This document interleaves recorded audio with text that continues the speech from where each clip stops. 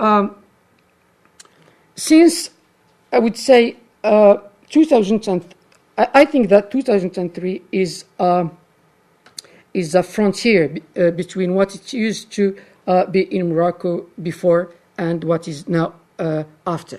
So the government actions before 2003.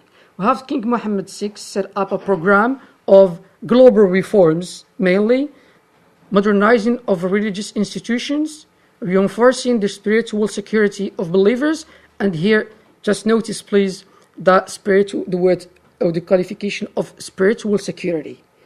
We talk about social security, we talk about homeland security, but now we have a new concept coming from the administrative law applied to religious field, which is the spiritual security. That means that each Moroccan has to have the feeling of being secure while doing his religious worshiping or practices. The second is the reinforcing the spiritual security of the protection of Moroccan youth from religious deviations. And the fourth one is preserving Sunni and Maliki identity of Moroccans. To understand the whole screen, we have also to talk about the Islamist parties and groups in Morocco.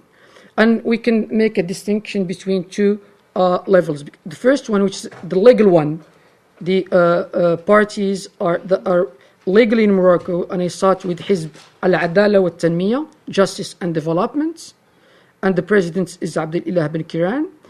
We have Hizb al-Tajdeed wa al-Islah, Party of Renewal and Reform, and Hizb al-Fadila, Party of Virtuosity, and Hizb al-Badil al-Hadari, Party of Civilizational Alternative. And the other level, which is the one of non-authorized groups, and it concerns Jama'at al-Adl wal-Ihsan, Justice and Charity, represented by the charismatic personality Abdeslam Yassin, and have many groups belonging to what we can call generically Salafiyya al-Jihadiyya, and we have the main important figure, which is Abdul Karim al-Kattani. So now we have the very significant event that take place in Morocco in 2003, which is the bombings of Casablanca. After these events, Morocco developed an agenda. I would say the officials put on track an agenda concerning that there have been a major shift in state strategy, not only in homeland security policy, but also in targeting the roots of Islamism in, first, state institutions, second, education and teachings, third, economy, and mainly in employment of young people, and society, poverty, precarity, and exclusion, and finally, the fourth X, the ideological one. So let's start with the first one, which is the institutional reform. So in April 2004, there has been a reformation of religious field dealing with the reorganization of the Ministry of Endowments and Islamic Affairs. Second, creation of Rabitat Ulama al-Maghrib, which is the Association of Moroccan Scholars, the Council of the Ulama, including the Moroccan community in Europe, and this is very important because you have a certain idea about the Moroccan sovereignty. The Moroccan sovereignty is extended to abroad, the own Moroccan borders, and it's applied to the Moroccan citizens all over the world. And finally, the creation of Hay'at al-Ifta, Fatwa, as an instance for religious consulting and advising and for standardization of religious norms. This is very, very important issue concerning the fatwa. You know that fatwa can be either given by a scholar, and this scholar may be a private one or maybe an official one.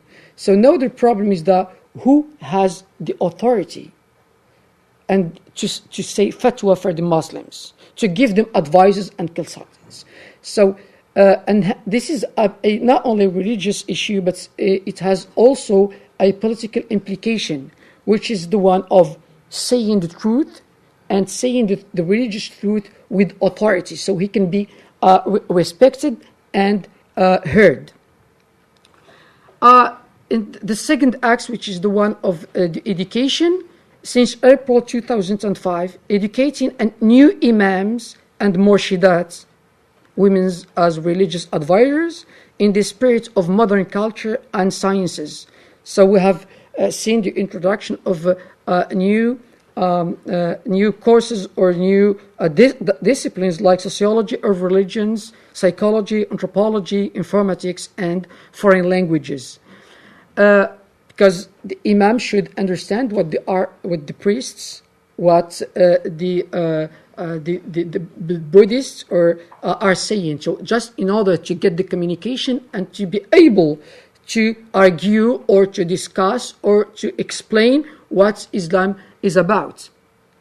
So on June 2009, the training for religious 45,000 imams in charge of prayers and ceremonies nationwide, because this is a huge amount for people that you have to give them new culture, new religious culture, and the reformation of Quranic schools by introducing new disciplines like informatics and foreign languages.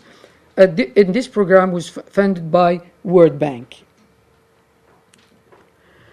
The third axis is one of the social reform, and it's very important that we can talk about a Moroccan specificity or a Moroccan model, because the understanding the way to understand the way the Moroccan officials are understanding the Islamist phenomena is very important. It's not only a religious deviation, it's not only a political protestation, but also it's a social protestation. So in July 2005, we have the National Initiative for Human Development, known in Morocco like in INDH, the targeting poverty and precarity in urban and rural areas. And in June 2006, we have the project Muqawalati program. Muqawalati means my enterprise in Arabic, program for graduated young people. And finally, the ideological reform. Since 2004, the Moroccan Ministry of Islamic Endowment and Affairs started introducing Sufi religiosity in politics, mainly popular Sufism, like the Tijaniya, Tariqa, Butchishia, Isawiya, Wazzaniya versus Al-Adl wal-Ihsan and the jihadist groups. The government's efforts to stop radical Islam concerns mainly the Ministry of Endowment and Islamic Affairs that starting controlling religious activities in mosques, universities, Quranic schools, and media. I made an inquiry about the Quranic schools in Morocco, all over Morocco, and I can assure you that the Quranic schools in Morocco is not like they exist in Pakistan or Afghanistan. That in that way, they are traditional schools that have nothing to do not only with activism but also with politics. It's where the state cannot be in providing education for rural population. The Quranic schools is filling that gap and providing education to the people who are not benefiting from a governmental or official education program. So, second, after the 2010 bombings, officials noticed that about 90,900 mosques and about 30,000 were directed by Islamist imams. It means that the religious field was occupied, I would not say totally, but almost totally by radical imams. The ministry urged a program for the construction of more mosques in cities and rural areas.